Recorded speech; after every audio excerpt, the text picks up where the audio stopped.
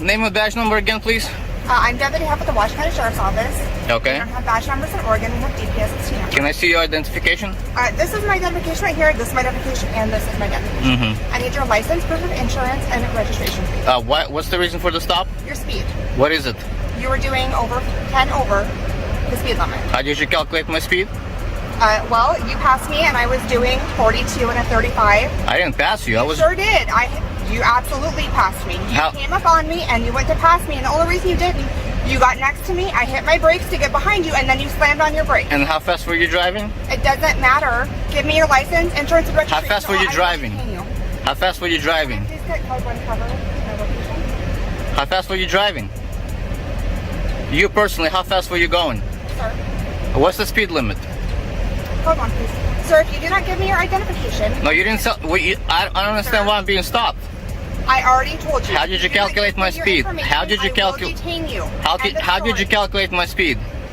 I already told you. I already answered your question. You weren't pacing me. I absolutely was. When were you pacing me?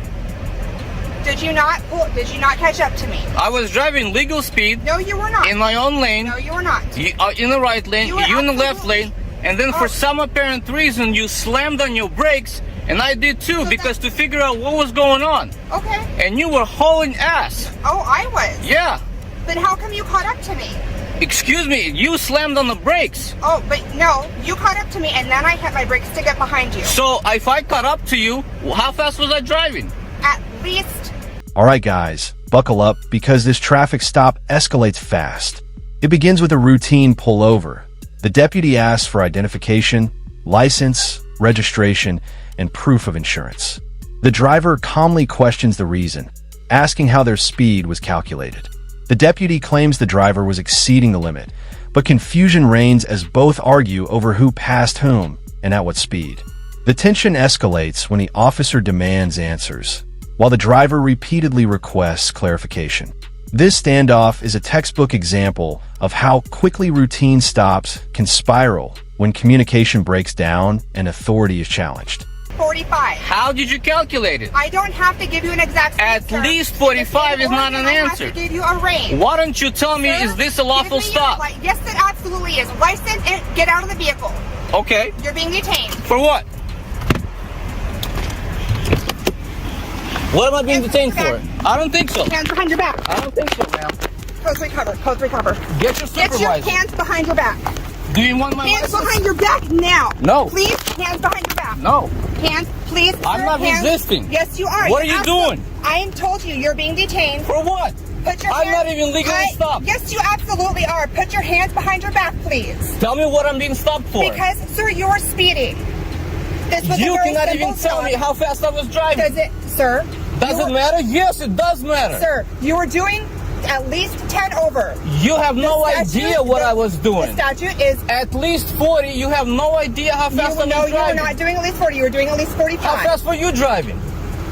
First of all, you broke the law yourself. No, Sir? you can't take my phone. This is my right to. Sir. You want my ID? Yes, I do, but not right now. You're being detained. For Put what? your hands behind your back. No, I need your supervisor because you're assaulting me right now. I'm not assaulting I've been legally operating a motor vehicle. Sir. You actually broke several traffic rules. I Then did? you did. Hold on tight. The situation turns intense. The deputy escalates the stop, insisting the driver is being detained for speeding. The driver questions the legality of the stop, asserting their rights while refusing to comply blindly. Hands are demanded behind the back, but the driver resists, citing self-defense and confusion over the alleged traffic violation. The argument continues over speed and procedure, with the deputy asserting authority and the driver asserting knowledge of the law. By now, the stop has shifted from a simple traffic check to a confrontation over constitutional rights and the limits of police power in the field. Then you decided to retaliate against me because I noticed you doing something unlawful. Why did you brake in the middle of a street for no apparent reason? And you caused me to brake, and then all of a sudden now I'm being detained because I'm defending my rights. Behind your back. No, get your supervisor. Sir, I've got people coming right now. Great. You're making this really hard on yourself. No, I'm not. Put your hands I'm behind your defending back. my rights. Is that your supervisor? Get your supervisor because this is Put your crazy. hands, my supervisor's right there. Put Excellent. your I hands want to behind talk to your supervisor. Put your hands behind your back. I want to talk to your supervisor. You are being detained. Great. I'll give you my ID, but you can't arrest me for no reason. Absolutely. No, I'm arresting you for not identifying yourself. All right, let's go. This is not resist. Yes, you are. Hands behind your back.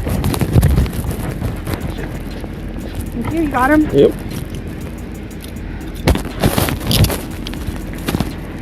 Is this your supervisor? Yep, sure is. I cannot understand what I'm being detained for. As I observed your deputy, I observed your deputy slam on the brake, so I did too. Then she accused me of traffic violations, and I requested. Hey, real quick, you're in handcuffs. You got to read your Miranda rights, okay? Okay. And then you took my phone away from me. That's a violation of my Fourth You have the Amendment right to right. remain silent. Anything you say can will be used against you in court of law. You have the right to talk to a lawyer to have him or her present with you while you are being questioned. If you can't afford to hire a lawyer, one will be appointed to represent you before custody if you wish. Do you understand each of these rights as I explained them to you? I'll remain silent. My Fifth Amendment right. All right, things are heating up. The deputy insists on identification and threatens arrest for noncompliance. The driver demands a supervisor, arguing that their rights are being violated. Allegations of unlawful detention, assault, and improper seizure of the phone are raised. The officer reads Miranda rights, and the driver invokes their Fifth Amendment right to remain silent. Every moment is tense, as the officer maintains that the stop and detention are lawful, while the driver insists that their rights are being ignored.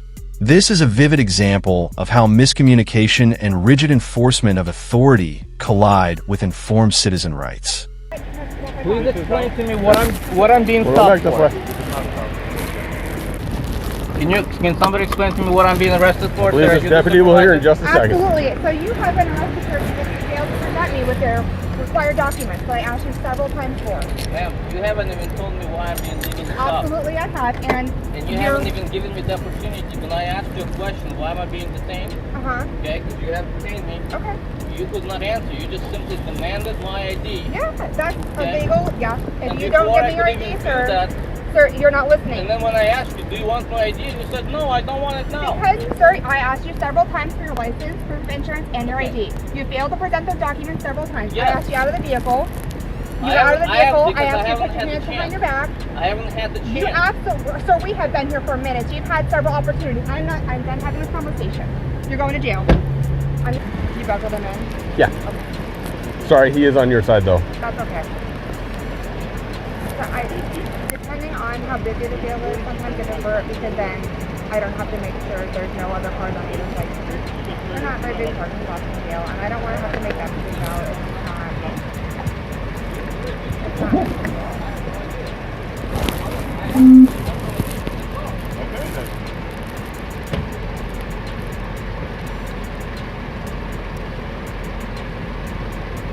My foot hurts. It looks like it I'm glad hurts. this wasn't a foot chase or anything. This part of the documentary shows the escalation into formal arrest. Despite the driver's repeated explanations and requests, officers proceed with handcuffing and preparing the individual for detention.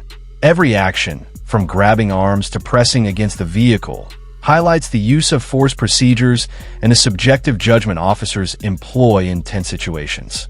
The driver protests, questioning the necessity and legality of each move, while officers justify every action as procedural. Observers note that what began as a traffic stop has turned into a battle over rights, authority, and the correct application of law enforcement protocols in the field. Use of force question for you. When I get up, she's got him in the door. I grab his other arm. I pull arm behind his back and hold him there. Press him up against the car. Is that use of force? Not in my book. Okay. You gonna charge him with resist? I don't even like when people go to jail. Like, this is the stupidest thing ever. If he resisted enough that you're gonna charge him, then that means your guys is grabbing him and the way you got him into handcuffs was enough to probably write a use of force report. But if you don't think this was a resist, which the DA's office will never charge because you didn't fight. No, you he just, didn't yeah. fight. It was like passive resistance. And your other option is to give him a bunch of tickets, cancel the tow, and get out of here. No, he's going to jail. Okay then. He's gonna argue with you all the way to jail. That's fine. We can argue with each other everything again. All right. I'll have fun with that. Finally, the scene concludes with officers discussing charges and the next steps. They debate whether resistance occurred and whether citations would suffice, revealing the discretion law enforcement holds in ambiguous situations. The driver continues to argue, emphasizing legality and rights, while officers weigh options: jail, tickets, or verbal warnings. This final segment exposes the delicate balance between citizen rights and police authority, highlighting misunderstandings, procedural ambiguities, and human error. The stop ends with frustration on both sides, leaving viewers with a stark illustration of what can happen when law, procedure, and perception collide in the real world.